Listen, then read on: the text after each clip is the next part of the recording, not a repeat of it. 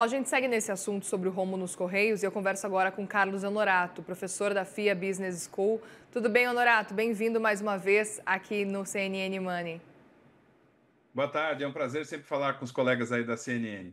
Grande Queria prazer. muito, o prazer é nosso, eu queria muito ouvir a sua avaliação com relação a esse cenário antes de mais nada. Na sua avaliação, antes da gente começar a entrar nessa negociação toda que foi anunciada, surpreende o fato da gente estar vendo a situação, o cenário atual dos Correios agora?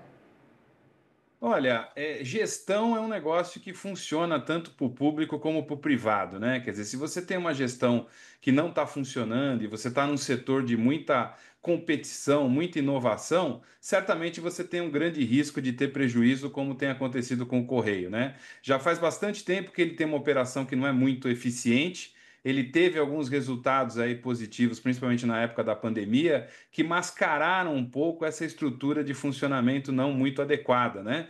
Então, à medida que você vai tendo prejuízos, né, e prejuízos acumulados, e são prejuízos que vão para o bolso do contribuinte, cada vez mais fica em xeque a questão de que se a gente deve ou não deve ter uma empresa como essa fazendo um papel que hoje, infelizmente, é ineficiente, não consegue cumprir prazos, tem dificuldade de executar o próprio serviço, a própria atividade que é determinada.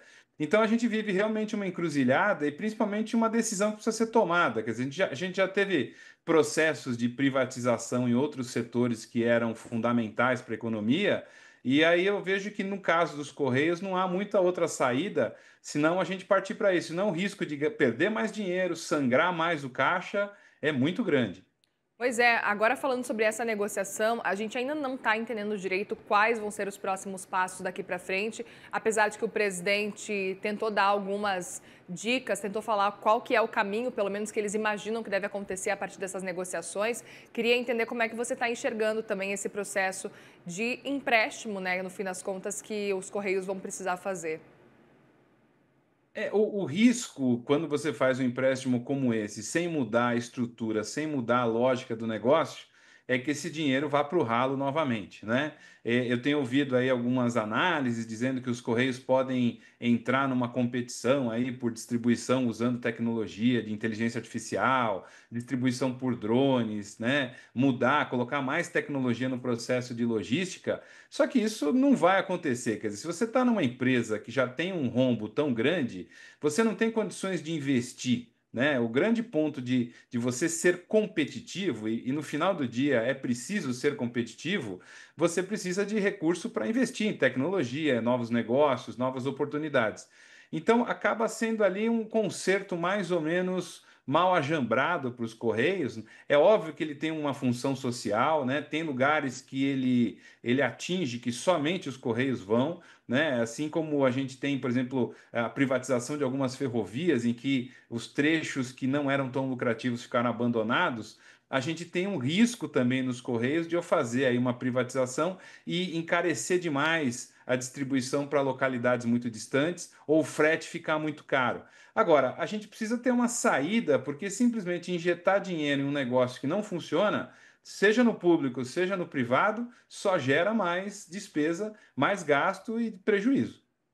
Pois é, essas são as dúvidas que começam a surgir realmente de qual que pode ser o caminho daqui para frente. E aí a gente tem também o principal argumento que a gente ouviu, inclusive a Clarissa Oliveira falando agora há pouco, que é a taxa das blusinhas, né? Os Correios que Sim. argumentam que não conseguiram se adaptar de forma ágil a uma nova realidade, que é justamente o que você está trazendo para a gente, Honorato. E aí eu queria justamente saber a sua avaliação. Qual que é o caminho que você acha que seria o indicado diante desse cenário dos Correios? Se adaptar a essa nova realidade, por exemplo, a taxa das blusinhas? Faz sentido a gente ter os Correios colocando 100% da culpa nesse cenário dessa nova taxa?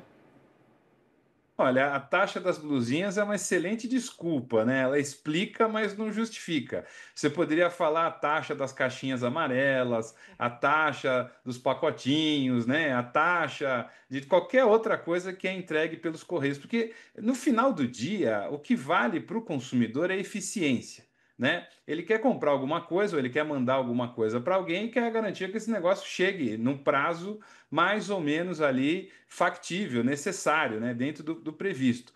E isso se torna uma excelente desculpa. Quer dizer, a minha visão pessoal sobre isso é que você realmente precisaria fazer uma reestruturação dos Correios, talvez você precisaria dividir em segmentos, segmentos que efetivamente têm lucratividade, né? Segmentos que podem ser possíveis de gerar um valor, um caixa para a empresa.